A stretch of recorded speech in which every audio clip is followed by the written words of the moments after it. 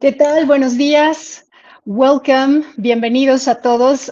Bienvenidos a un nuevo episodio del conversatorio Liderazgo para la Sostenibilidad. Welcome to the series of talks Leadership for Sustainability. My name is Itzel Orozco. I'm a specialist on sustainability and ESG, and I have been working on this field for almost 20 years. This is session number 24 of the fifth series of the podcast Liderazgo para la Sostenibilidad. And the goal of this conversations, Leadership for Sustainability, is to bring ideas and guests that will inspire and help you build more sustainable or more sustainable organizations and projects. If you're here, is because you, just like me, want to continue learning and keep updating because you know it's crucial to generate a positive impact, and because you believe that a more sustainable world is possible for everybody. So welcome to this broadcast. We're broadcasting live on my YouTube channel and LinkedIn. So please like this broadcast, send your comments, subscribe to the YouTube channel, and share this video. And I want to welcome Daniel Aronson, my wonderful guest today. You'll see he has some really, really interesting things to share. So Daniel, welcome, and thank you for accepting my invitation and being my guest. Thank you for having me. I'm really looking forward to this. Yes, me too. So let me introduce you first so that the audience knows who you are. Daniel and I met, by the way, while we were both keynote speakers at a forum, sustainability forum 2 years ago, right?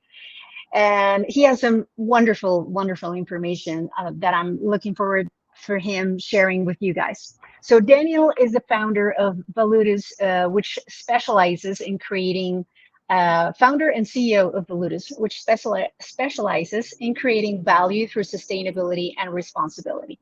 He is the creator of the Value of Values model and the author of the book The Value of Values, which we'll be discussing today. He has helped leading companies identify and quantify over $2 billion in sustainability-driven business value. Daniel has coined the term submerged value, which we'll talk about today for sure. And he's the creator of the impact science, true plastic, materiality science, and customer science models. He has guest lectured at Harvard Business School, the MIT Sloan's Sustainability Lab, and has written or been featured in over 100 articles and publications, and is an executive in residence at NYU Stern School of Business. Daniel holds an MBA from the MIT Sloan School of Management and a BA with high honors from UC Berkeley, and he lives in New York. Daniel, officially welcome to the podcast, and thank you so much for being here. So thank you so much for having me. Yes, of course. So tell us just very basics, and just so that the audience knows a little bit more, what the take on values will be in this conversation, and what your book is about, and your model and your work. So sure. Daniel doesn't focuses. I mean, we could talk about values forever, but it's not going to be philosophical. Perspective. It is rather how it impacts the world around us in regards to environmental and social issues, right? So what can you comment about this? Yeah, I think that's right. It's not that values don't have a personal aspect. Of course they do, but that's not the focus of my work. There are plenty of people focused on that and who have been for decades, centuries, millennia, and that's fine. But it's not the thing that I focus on. What I want to do is focus on values in terms of those that affect the world and those who live in it. Right? Externally facing values. Again, not that other values are not important, but I just think that it's important to think what is the best way to look at the values questions that exist within business today. Mm-hmm. That's the key thing. And that answer, I think, isn't to focus on primarily the personal values, because those are extremely important, but they're not specifically business related. What I want to talk about is the very specifically business related ones. Mm-hmm. So, and you mentioned in your books, in your book, you call these values outward values, right? Yeah, outward Okay, facing values, exactly. outward facing values. Yeah. So, why do you think values? You mentioned in your book that probably, and by the way, you quote Marcus Aurelius and Aristotle a couple times, and I'm so happy about that because I'm just such a fan of these guys. I really like the Stoics. Um, but you mentioned that, well, Marcus Aurelius said that values have value. And you mentioned that values today are more powerful. Is it because we're connected, or how are they more valuable, more powerful? The reason that they're more powerful, there are a few reasons, and I'll cover a couple of those now. The first reason is because we're already living in the future. Right. We are closer to 2070 than we are to 1970. Mm-hmm. Think about that for a second. The 2070 future of, major climate impacts and big changes and the way things work, we're closer to that than the era that many people think of when they're making business decisions. The second reason that we're living in the future already, and often don't realize it, but the second reason that we are, is because Valitas did a study of 30 major organizations that look at what's driving the decade we're in today. And of those 30 organizations, 90% weren't focused on sustainability. They were things like the European Union, the US Department of Defense, major consulting and auditing firms, and so forth. And the number two force that they saw driving the world today in this decade was AI. Mm-hmm. The number one was climate. There were also two other major values-based issues in the top 10. Mm-hmm. And that's what I mean, is that we're living in the future already where these things are critical. The second reason is that the clock speed of events is changing. Things are speeding up. Of course, climate impacts and weather changes are happening faster than people expected. But the same thing is true for AI. The same thing is true for political issues. And when values issues are top of mind and they're happening faster than people expected, then that means values are more powerful than ever. Right. Very, very, very important and key issues that are affecting us currently. And with this heat waves that almost a great majority of the world is facing, it's impossible not to think about the impacts of climate change and how that affects us not only personally in health-wise and even our own activities, but also how it impacts businesses. And those who have taken the right strategies or implemented the right strategies through evaluating their values on how they're impacting the world around them as businesses, were able to move forward or move in advance to many other companies, and are very likely being the leaders in their industry or in the region. So for coming back a little bit to the values, I love this topic, obviously. But I also believe that for someone who hasn't done personal work or reflection around their own values, how can an individual understand or identify what his or her values are? And this is very important before we move into the professional arena. Yeah, the simple answer to that is what Richard Leder said. purpose is the aim around which we structure our lives. Mm-hmm. If you structure your life around leaving a better world for your children, or if you structure your life around alleviating suffering elsewhere, or making the world better and benefiting those who live in it, which again, that's the definition of values I use, benefiting the world and those who live in it, Mm-hmm. then that's your personal aim. And the reason that that's the same phrasing for personal as for professional is because people want to connect those two. Right. Most people want to do something in life that connects to their personal values. Now, within that, you might say, the way that I want to do that is I want to help educate people, or I want to help alleviate hunger, or whatever. That's all fine. But what is the aim around which you structure your life? That is the question for personal values. Right. And it's not always easy to bring your personal values to the professional arena. And you talk about this throughout your book. What do you think about that? What can you say about that? Yeah, it's not always easy. There are three things that you can do.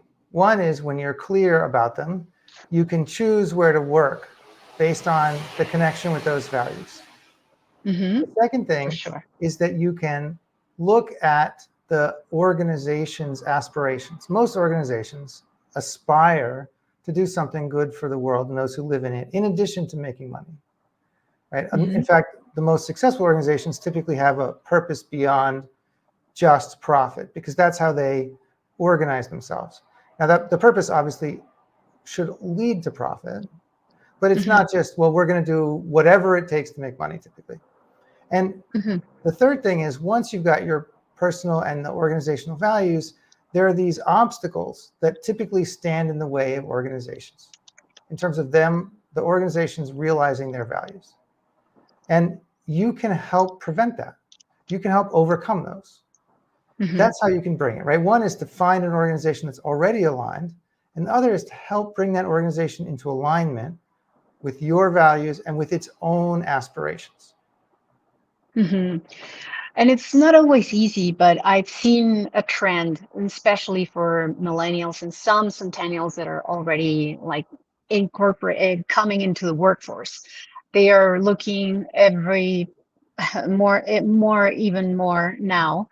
They're looking for companies that reflect their own values, and a lot of these are, what are companies doing to protect or preserve the environment, or what are they doing regarding social issues of DEI, diversity, equality, inclusion, etc.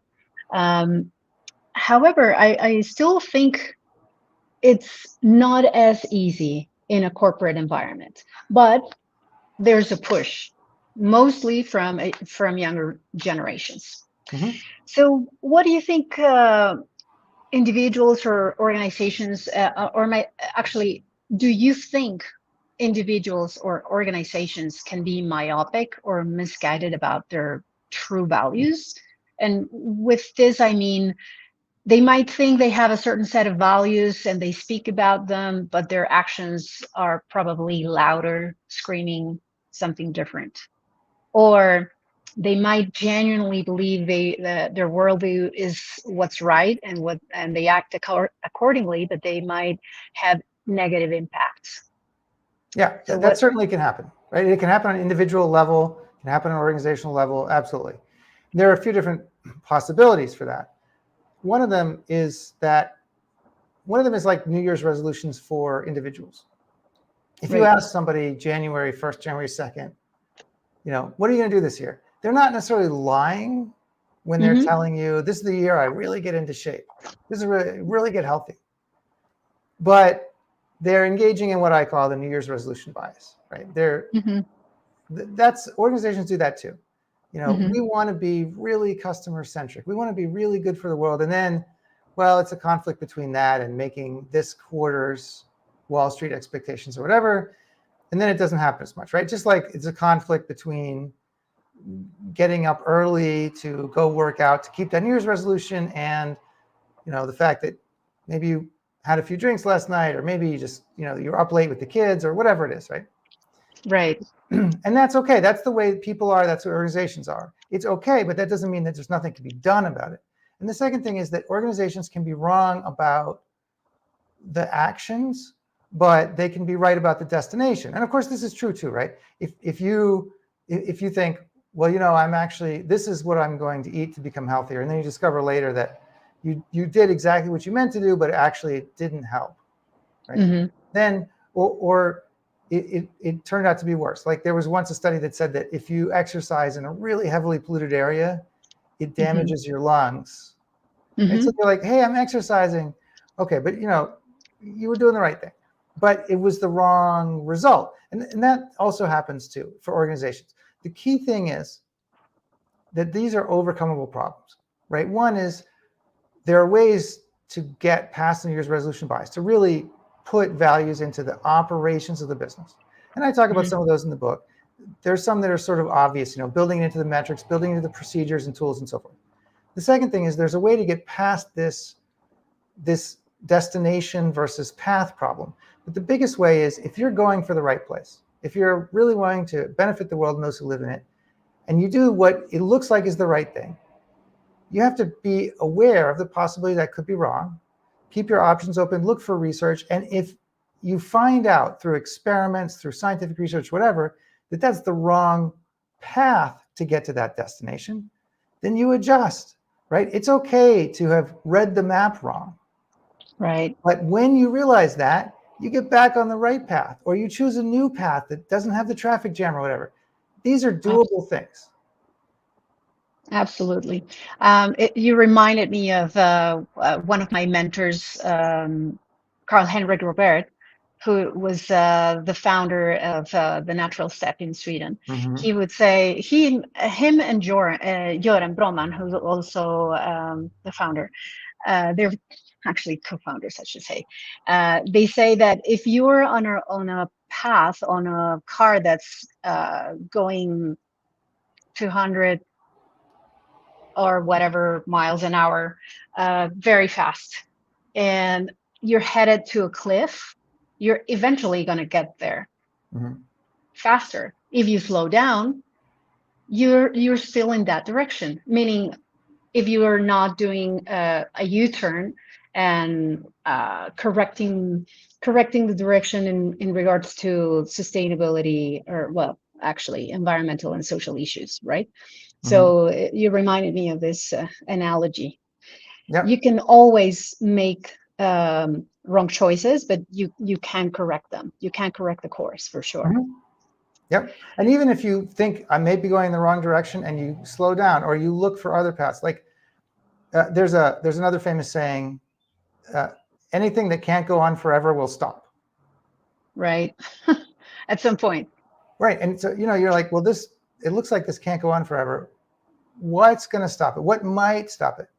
Mm-hmm. And in fact, in a little while, I'll give a few examples, but there are things that you can see, okay, if our destination is better for the world and those who live in it, then this is what I expect to see happen. These are the milestones along the way I expect to pass that show me I'm on the right route, or these are the landmarks. And it looks like we're a little bit off. Okay, fine. What do we do? How do we get to the place we meant to go? Because this is not following a marked road, right? The path to the future is one that we make. Exactly. And I believe that's exciting. I mean, for most people, or for a lot of people, might be scary, but I think it's quite exciting. It's almost like we're like constructing, we're building that sustainable future that we're aiming towards, or that we want to be compelled to look forward to, right? So it's almost like a startup. You don't have any certainties, and you haven't seen it before, which to me is exciting. I mean, it's scary at times, but it's exciting.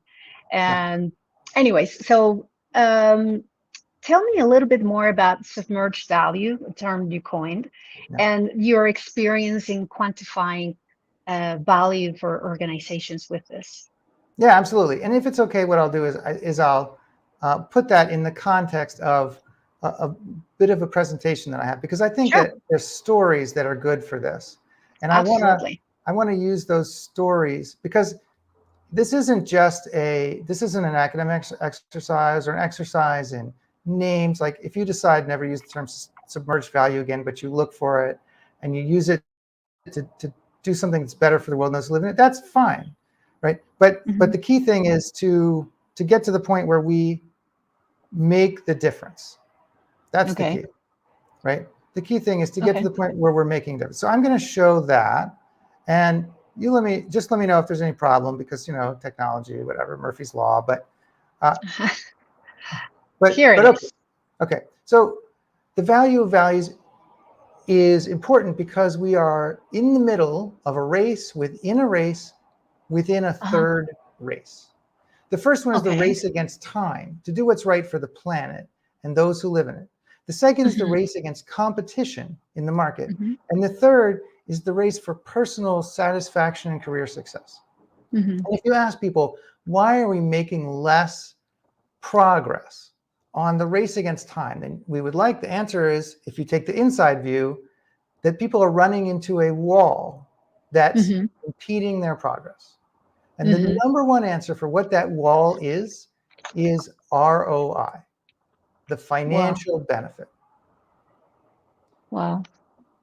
Of course. Now, of course, this matters for the competitive race, but it also matters for the personal one, because if you're a CEO and your company is underperforming financially, you're about 10% likely to get fired in any given year.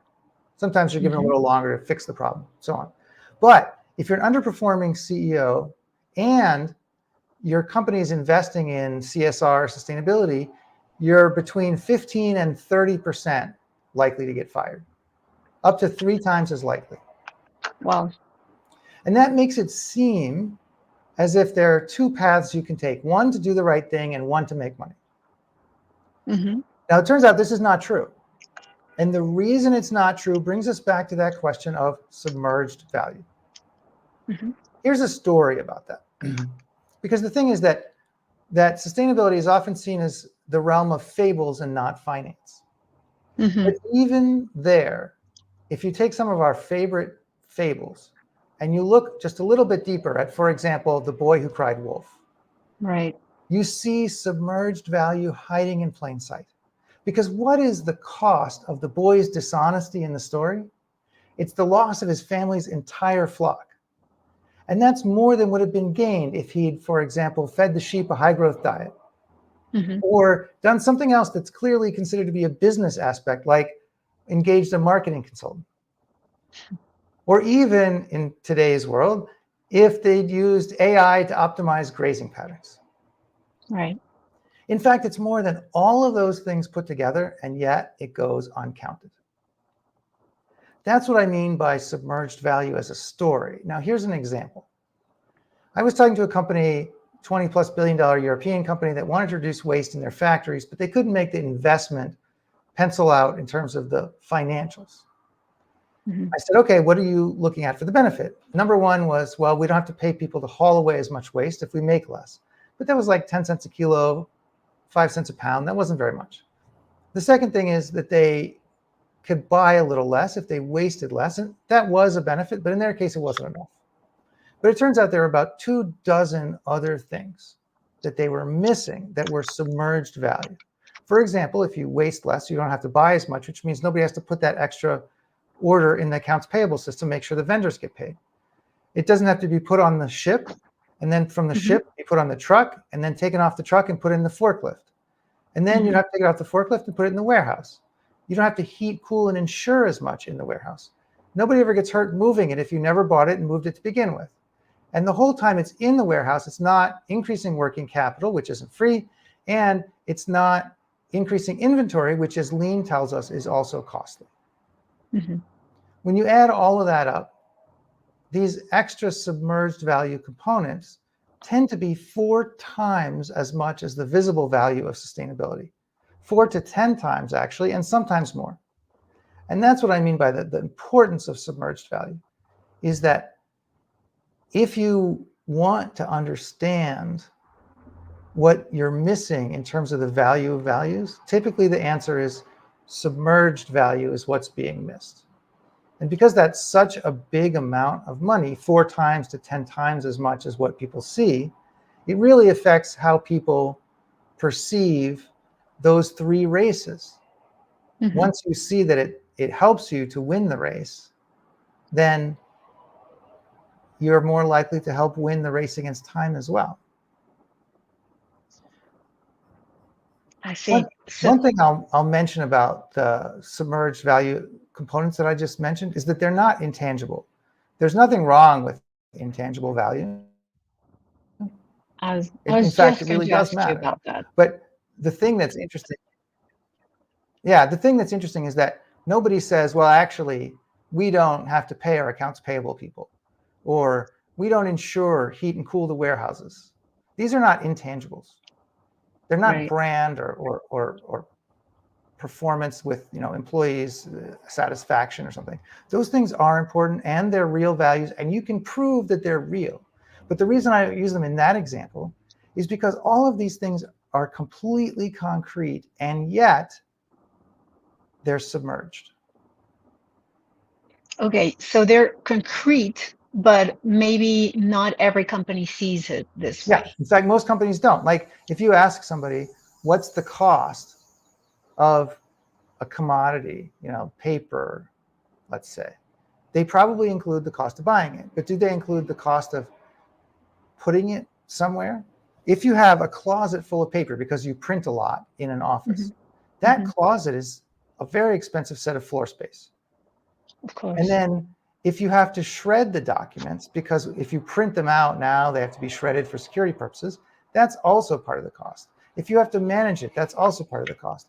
If you have to have more printers, and that means more repair, and that means more ink, and that means more electricity, and that means more service contracts, then that's also a factor. If those documents are then less easily found when necessary because they're on paper and not electronic, if those documents are harder to keep control of for security purposes, right? All of these things are real costs. It's not that people don't spend money on electricity or service contracts or security. They do. But they don't think about, hey, if we printed less, look at all these other things. Right. So what's your approach to talking to companies regarding submerged value for those who are especially not as sensitive to sustainability and looking into the future and what the impacts they might have inside and outside their organization? The basic approach is to say 2 things. One is, if you have aspirations to help with the world and those who live in it, then let me show you how to connect those aspirations to what matters to the bottom line. And the second approach is, if they're really not interested in helping the world and those who live in it, and that's pretty unusual. But if they're not, then the approach is, I will show you something that almost everybody misses that has tremendous financial and organizational and strategic value for you. And it also helps the world. Which I find is usually what moves them, right? To actually act on whatever they have on hand. And when you were saying that you show them the aspirations, or you talk about the aspirations, it's sort of like, obviously with my sustainability lens, I think of purpose. Do you ever have these conversations with companies about purpose? Sure, absolutely. It's a very important thing. And there's a bunch about it in the book. But the thing that I just want to distinguish between 2 different factors that help people do more, help companies do more. One is motivation. Right. And some companies are not lacking in motivation per se. They would like to do more. If you've ever heard somebody say, oh, we wish we could do more, but we can't afford it. Right. Then that's not a motivation problem per se. That's the second fault. The second factor is the difficulty factor. And in a way, this is just like people, just like individuals, right? It's not that. One interesting thing is that people who've undergone open heart surgery, 1 year later, under half of them are still on their diet and exercise prescriptions. Mm-hmm. Now, it's not that people are not motivated to live, right? Mm-hmm. They've just undergone open heart surgery with all of its, with everything that has to happen to recover from that. Right. But it's not an easy feat, for sure. It's not easy, but the thing is, that's the difference between the motivation and the difficulty. About half of people don't continue to do what they're supposed to do for diet and exercise for even a year after this amazing major life event, right? But about 3/4 of them continue to take the medication, right? It's about 50% more likely that they'll still stay on the medication.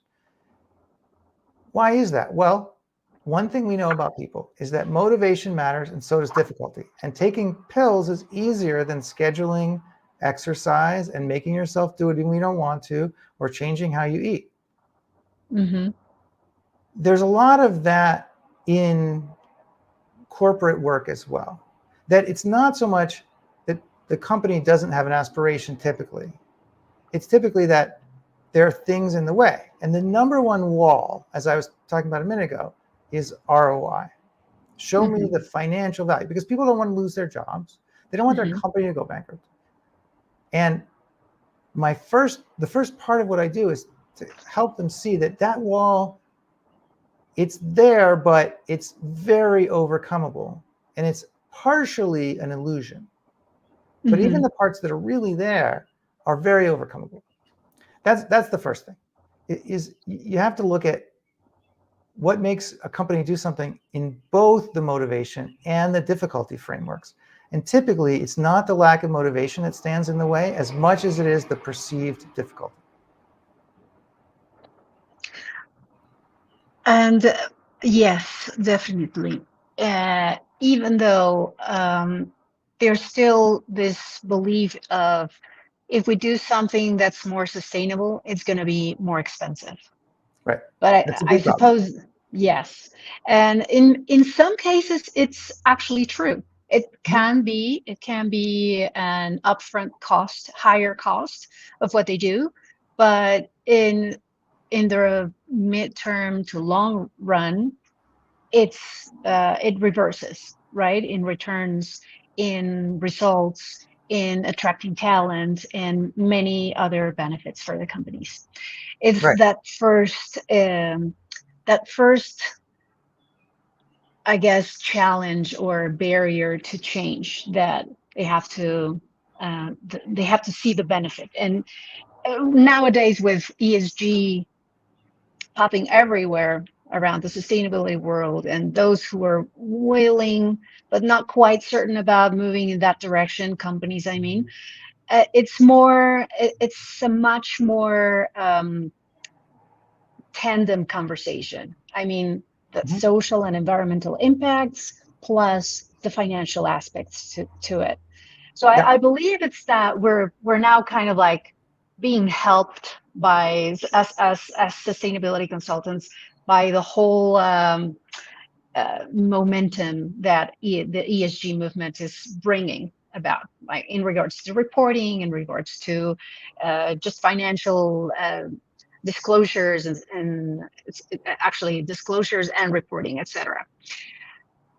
So I wanted you to talk more about the saying more, like jumping a little bit from that to the saying more and the greenwashing versus the greenwashing.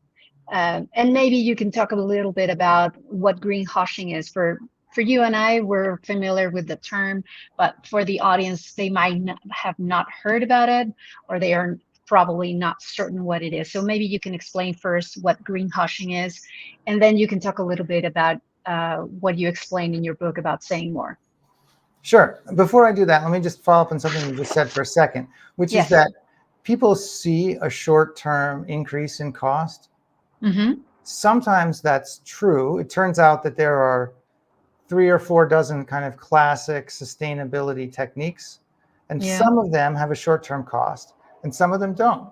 For example, if you replace, say, one kind of wheat with an organic kind, often the organically raised kind costs more. But on the other hand, if you decrease waste, that typically costs less. Maybe you put the fertilizer and the water and everything only where you need it, right? That typically costs less, even in the short term.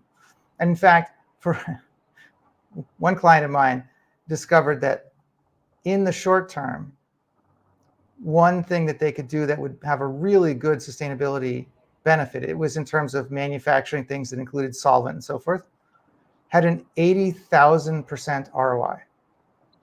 80,000% only. Yeah, but you know what? It might have only been 40,000%, but 40,000% is still a lot, right? And that's the thing, is that this is a tremendous short-term ROI. Like within the first few months. And how did he find that out? Almost anything. Well, they looked at what they were going to do. It's a bit of a longer story, but the short version is they were going to have to do some things to the manufacturing process to expand capacity and so on and so forth.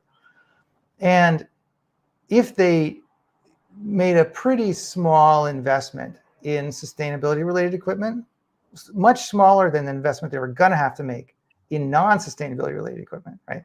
Which meant it saved money in the initial investment, and then it saved an enormous amount of money in the operations.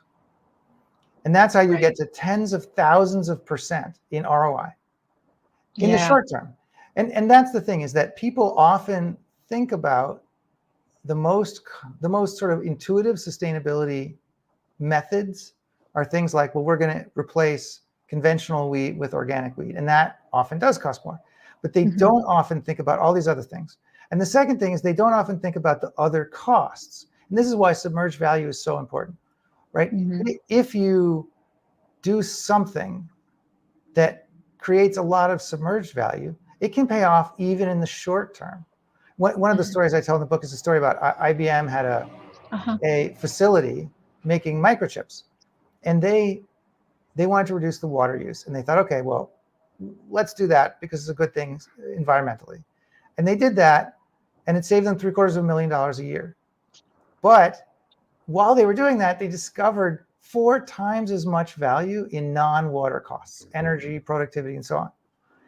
And a lot of these things were pretty low investment, sometimes zero investment, sometimes they were negative investment in the sense that they were immediate savings. And that's what people often don't see, is they don't see the submerged value even in the short term. And therefore, if they're not really ready to go long term, if they don't have a good long-term perspective, they don't do things. And that's not entirely correct. And there are a bunch more examples in the book and so forth. But the point is that it is a real issue sometimes, but a lot of times it's an illusion. Absolutely. And there's also the other side, say in externalities.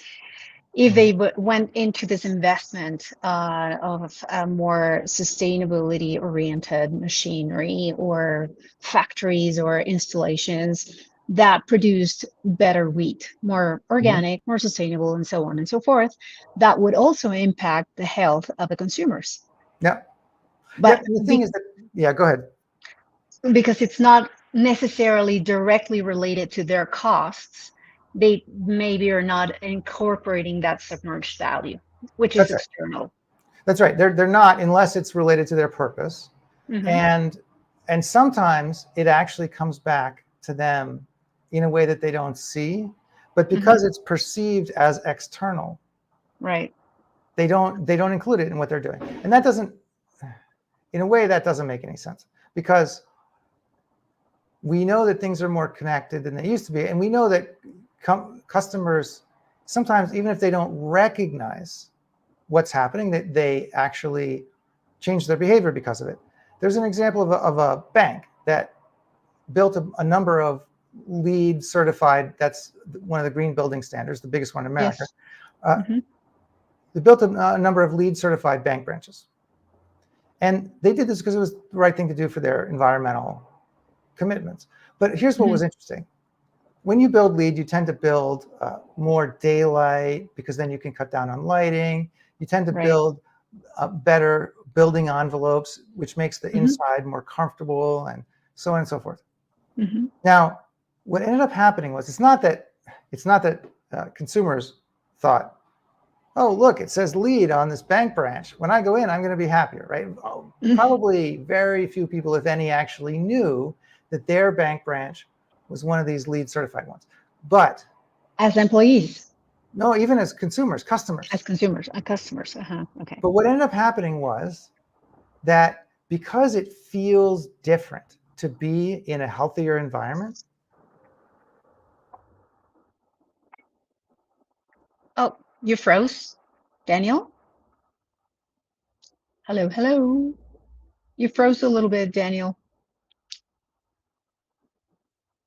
Oh, seems like we lost Daniel for a bit. So let's wait a couple seconds, maybe.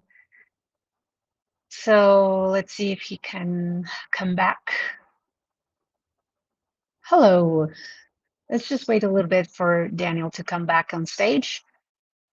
There you are. You froze a little bit. Sorry about that. What happened was the computer died, but I resuscitated it.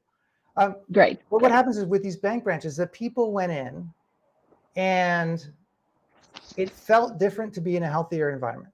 And therefore they were happier to be there without realizing why. And therefore sales growth among consumers, that is deposit growth, was actually higher for the lead bank branches than it was for the regular ones. Now they didn't know why. The consumers didn't think, oh, okay, this is a lead building, whatever. But even this thing that looked like an externality, contributing better to the health of customers. Yeah, that tends to happen. I was just looking at a comment that we have, except it's in Spanish, and I'm not able to even put this it thing online. that seemed not to have any internal benefit actually did. It wasn't just externality. Right. Okay. You froze a little bit again, so yeah, let me bring you back. I'm not sure what's happening with the computer, but it That's says okay. that it's done now. Yeah, we can hear you. Okay. So the other thing you asked about saying more and green hushing and so on. Yes. The idea behind the term green hushing is that people are sometimes doing things and not talking about them. And to a certain extent, like some of this is fine, that people don't have to talk about everything that they do if they want to, do more than they talk about because they're wanting to make sure that it's working or whatever. That's fine. But a lot of it is because people are fearing a negative reaction from some groups of people. Yes. And the thing is, some people will react negatively, but on the other hand, that's the way the world is. It's not going away. It's not different. It's the way people are. For example, my company was one of the first, if not the first, to publish studies showing that some people, when they're given a choice between two identical products, will choose the one that isn't from the climate leader. They'll actively punish a company for being a leader on climate. Wow. Let me repeat that. The product is the same in performance, price, and everything else. And some people will punish the climate leader. Now, we publish this not because we're happy about it, because that's the way the world is. Now, something else that we published was that although these folks exist, typically 8 to 16% of people, it depends on the demographics and psychographics and so on. It's not even just a plain old demographic thing. Some people are just like this and some are not. But there was a greater benefit, even though some people punished the climate leader. That didn't matter. Well, it didn't overcome that some people preferred the climate leader.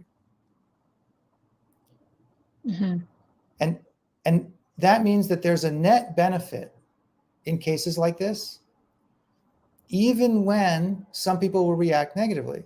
And people need to remember that. Like if you raise the price of something and make it better design, quality lasts longer, some people won't like it.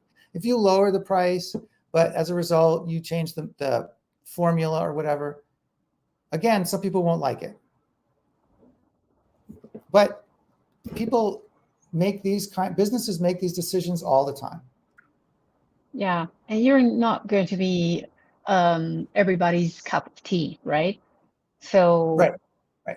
it would be better to see your values. Right.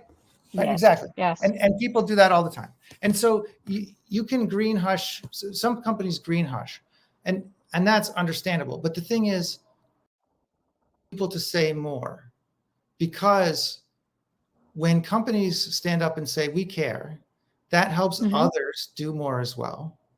And it's part of expressing your purpose. And if you fear the reaction of the few and therefore don't get the benefit of the many, you're worse off, right? There are some companies that seem to have done poorly by virtue of standing up for something. But there are a lot of companies that have done well by virtue of standing up for something. And it's a lot more common. And a lot of the thing that gets people in trouble is that they say that they're going to stand up for something and then they don't. And that means you get it from both sides. You get it from the side that dislikes you and the side that thinks, well, that was a very weak, spineless thing to do. Right. And that's why it's always to do it the right way. But you need to talk about what you're doing in some way, and you need to walk the talk as well. Absolutely. And in my experience, both personally and professionally, is always the best choice to stick to your decisions that align to your values. It will always be better, and you'll feel better on top of it. Yep. In fact, IBM in the 1950s was looking to put new factories around the United States. And this story is also in the book. But the brief version of it is that they wanted to put a new facility in North Carolina, which at the time, North Carolina actually had laws that enabled segregation, that made segregation the law of the state of North Carolina. And IBM put out a memo, the CEO of IBM put out a memo that he made sure to put it out in such a way that it would reach the public, that said, IBMers are hired without regard to race, ethnicity, and so on. And it became clear to the government of North Carolina that either they were going to let IBM integrate their factory or they were not going to get the facility at all. And what happened was IBM did, in fact, get an integrated facility. And in the 100-year story of IBM's history, IBM is over 100 years old, they tell this story prominently because they're proud of it. They stood up for their values, and they're proud of having done so. Of course. So we have a question from the audience, but apparently they cannot. Well, before we get there, because apparently we're having issues with the comments showing them on screen. But before we get there, I just want to ask you a last question of this section. So as the world, I mean, talking about this last piece, as the world grows more polarized politically, do you think we could be facing a period of where outward environmental and social values are at risk, like a backlash? Yeah, I mean, I think that's certainly true. I think that there's more backlash, but also there's more support. And also, one of the things that surprises me is that organizations don't often have good risk management procedures for the really fundamental things, the bedrock things. And they often don't include them in their planning. Like they might have, for example, to take a simple example of cocoa, they might have some futures in cocoa to reduce price volatility. But earlier this year, the cocoa price went up to about 4 times its historical average and settled down around 3 times because of things like climate, drought, age of the plants, political and social issues, this sorts of things, right? And an awful lot of companies were caught by surprise. And then you look at COVID, which it's not like we hadn't had these major pandemics before, right? Even since 2000, we had swine flu, bird flu, we had SARS and MERS and all this other stuff. And they had big influences in Asia. And yet there was a company, a big insurance company, one of the biggest in the world, that offered a pandemic insurance policy before COVID. Yes. In the entire world, they had a single customer. Just one. Do you think that's because people were not interested or they were not promoting it as much? I think it's not Or both? exactly either of those. I think it wasn't on people's radar. They don't, a lot of times at ValueJust, we talk about different layers of the context, the world, all that sort of thing. There's the regular stuff, right? Cocoa prices. And then there's, Right. and competitive actions and whatnot, regulations, so on. And then there's what we call the bedrock layer, which is things like society, health, environment, core technology, the state of the global economy, whether it's crashing or not. And these types of things, often companies don't take them into account. And in this case, this giant health crisis, which was foreshadowed. Bill Gates said it was one of his biggest fears for the next few years, right before it happened. It got missed. And this brings us back to the question about the politics of the world. There's a lot more risk than companies realize in terms of the politics of the world, and they need to do a lot more. Right now, by not taking action, they're not helping to insure themselves against this risk, right? It might cost a little bit to do something, right? To for example, to do something environmentally, or to change their lobbying, or to step up what they say.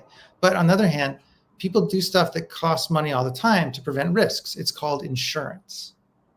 Right. If you are in a situation where it becomes commonplace for people to threaten violence to prevent you from carrying certain products, that's going to be bad for you.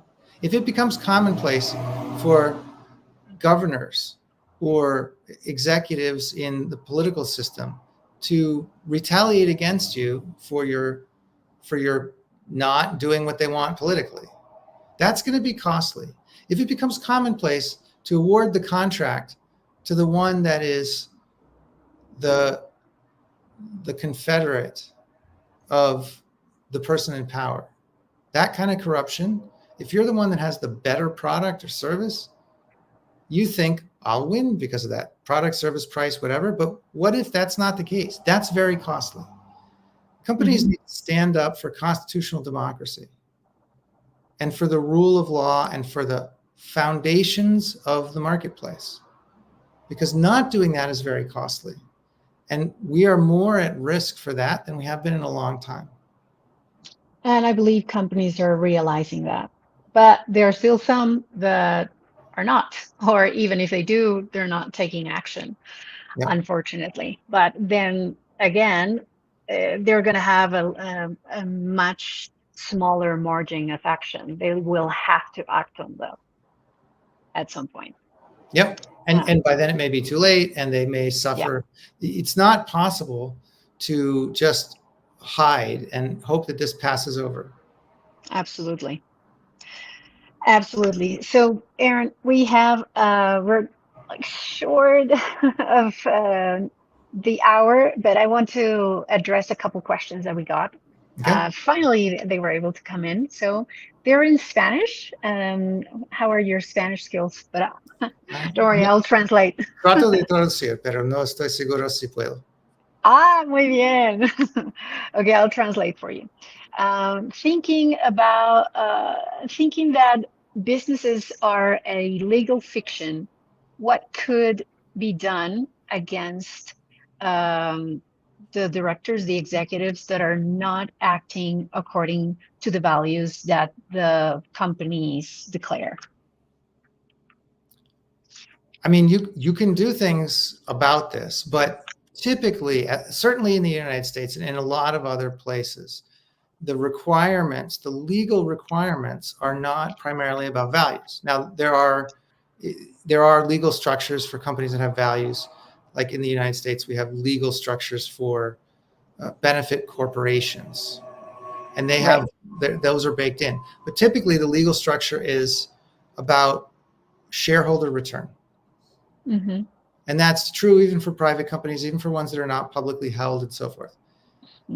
Now, that makes it more difficult because people still believe that doing the wrong thing is better for shareholders in a lot of cases.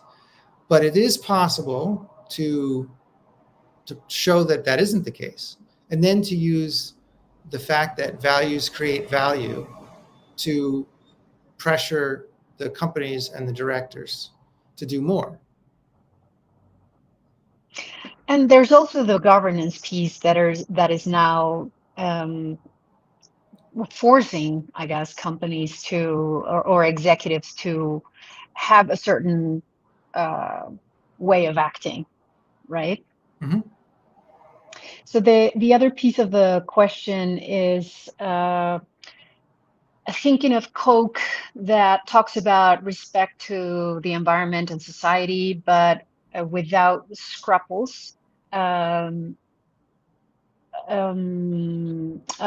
missed out on About the on the water word. sources and the community water sources and things like that. Yes, yes. Yeah, and Extinguishes, I guess, the water sources and entire communities.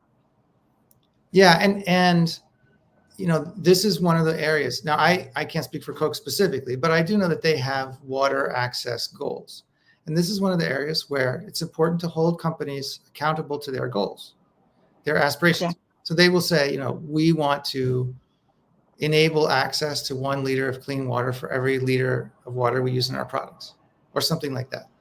Mm-hmm. And if that's not happening, they need to be held accountable for those things. Yeah. Right. And how do they do that? I mean, you can hold them accountable in terms of how they're measuring it, and of course, how they do it, and so forth. Right. But it needs to happen. And this is another case where if they didn't have those kinds of stated goals, then they would be under much more pressure from, say, NGOs and others. The fact that they have the goals helps to reduce the pressure on them by, activists and so on. But now it also means, you said you're going to do this. I don't see enough progress. I don't see you doing it, whatever. Let's do it, right? Either way, there are ways to put pressure on companies to do the things that they should do, either the things they've said they're going to do or the things that they haven't said they're going to do, but they should, like oil companies and preparing for the future without the ability to sell as much oil. A lot of those companies don't have, let's say, concrete examples of how they're planning to do that. And investors and others are putting pressure on them for that reason. Mm-hmm. Exactly. And this is, thinking about Coke, the example or the question that came from the audience, same goes with the PET usage of the bottles that they're basically base their product off of. And so there's like a lot of pollutants in oceans and rivers and stuff, and people are watching. So people are holding them accountable, as well as PepsiCo and many other bottle companies or soda water companies. And yeah, they are acting on it because they have to, and they're not staying quiet. They're also trying to become active on what their goals are regarding all of it. Yeah. The And just usage to of bring this water. back to the 3 races again, because I know we're about out of time. Yes. They need to be held accountable for their ambitions to help win the race against time, to do what's right for the world and those who live in it. And sometimes they believe that they can't do more to do that because it hurts them in the competitive race. And we need to make sure that they see that that isn't true. And in fact, the reverse is true. And we also have to help make that true by changing how people think about their consumption patterns, regulations, rules of the game, and so forth. But if they see the submerged value, and if we increase the value of doing the right thing, more people and companies will do it. Exactly. Well, Daniel, thank you so much. And just to close, thank you for everybody joining us and listening. Just to close off, I would like to ask you a final question. What do you think is necessary to achieve more decisive leadership towards sustainability? I think one big thing that's necessary, and there are other things, but one big thing that's necessary is to see that sustainability can be communicated, measured, and evaluated in the same way as the rest of the business, and it needs to be. For example, the reason I say it's like insurance is because people have an intuitive understanding of insurance. The people I talk about submerged, the way I talk about submerged value is the reason for that is because people judge the rest of the business based on financial value. We need to compete in that arena, but we need to do it by showing the full value. And when leaders want to do more for the race against time, they need to show that it's better for the competitive race and it's better for the personal race for satisfaction and advancement. Wonderful. Well, thank you so much, Daniel, for your time, for everything you work on and that you've shared with us. People, please make yourselves a favor and buy Daniel's book, The Value of Values. Very, very interesting. Hey, there. Very, very interesting. Worth the read. Daniel, thank you so much. And just don't go quite yet, but I'm going to end this training here. Just one thing, And, if it's okay, I just want to offer people the chance to connect with me on LinkedIn as well. Yes, please. Where can they find you? I'm going to put up I have a QR code that people can scan just to find me if that's of interest. Oh, wonderful. Wonderful. So here it is. Please connect with Daniel on LinkedIn and look him up. And by the way, I just learned that you'll be here in Mexico City like a month and a half from now. That's maybe? right. That's right. So unfortunately, I won't be here. I'll be traveling, but you guys, he'll be around. Look for the Global Compact Mexico Network event for businesses. And Daniel, thank you so much again. Thank you. Happy talking to you. You too. Take care. You too.